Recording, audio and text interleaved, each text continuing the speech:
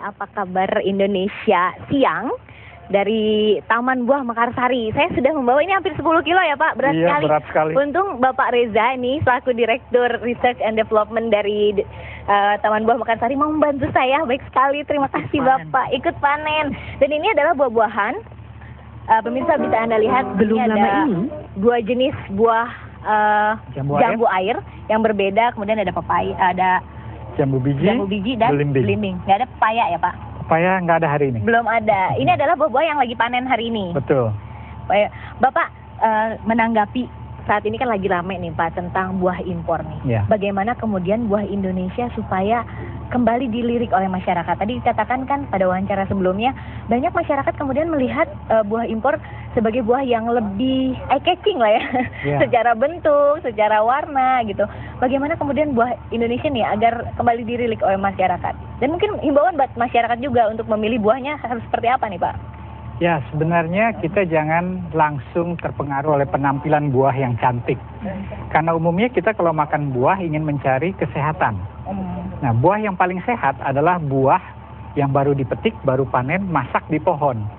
Artinya kandungan vitamin C-nya, kandungan gulanya, kesegarannya, semua ada di sini. Tapi kalau buah-buahan impor itu adalah buah-buah yang sebenarnya sudah lama dipanen atau kadaluarsa. Jadi ada kemungkinan mereka sudah berbulan-bulan disimpan dalam penyimpanan sehingga kehilangan seluruh vitamin dan mineralnya. Bahkan untuk mempertahankan kecantikan buah impor itu seringkali dilakukan pengawetan dengan zat-zat yang sebenarnya berbahaya bagi kita. Itu sudah pasti kalau buah tadi dikatakan butuh waktu yang lama, penyimpanan lama, kemudian untuk perjalanan lama. Itu sudah pasti menggunakan bahan-bahan lain ya yang tidak alami. Bahan sudah pasti pengawet. ya Pak? Ya. Bahkan kalau kita terlalu sering makan buah-buahan yang diberi pengawet, maka itu dapat mengumpulkan racun dalam tubuh kita. Jadi seharusnya kita ingin sehat malah menjadi sakit. Jadi sekarang konsumen atau pemirsa di rumah tinggal memilih mau buah cantik atau buah sehat. Betul, betul sekali. Kendala yang dihadapi oleh petani gitu, atau misalnya dalam pertanian di Indonesia, gimana sih? Kenapa sampai kemudian di Indonesia misalnya kurang manis atau kurang, tapi kadar vitaminnya tetap sama Pak? Betul. Jadi kalau kurang manis itu mungkin terkait dengan pemupukan yang kurang. Karena kebanyakan kebun-kebun kita itu memang dikelola secara pekarangan. Jadi tidak secara perkebunan skala komersial. Tapi kalau dipupuk, kemudian jenis buahnya adalah jenis buah pilihan yang unggul, itu rasa manisnya jauh di atas buah impor. Kalau yang nggak manis, apakah itu juga mempengaruhi kandungan gizinya? Misalnya kadar airnya kurang dibandingkan buah impor, atau misalnya tadi vitamin C-nya kurang gitu, ya. Atau sama saja sebetulnya? Sama saja. Jadi mereka mempunyai karakter yang berbeda. Ada orang yang memang suka manisnya itu sekedarnya saja, tetapi kandungan vitamin C-nya tinggi, maka akan lebih terasa asamnya, segar. Tapi memang selera orang Indonesia, buah yang paling enak itu yang dikatakan adalah yang paling manis, kadar gula tinggi. Itu selera Indonesia, tapi selera bukan Indonesia. Berarti standar kesehatan secara kesehatan gitu standarnya. Tidak mesti, tidak mesti.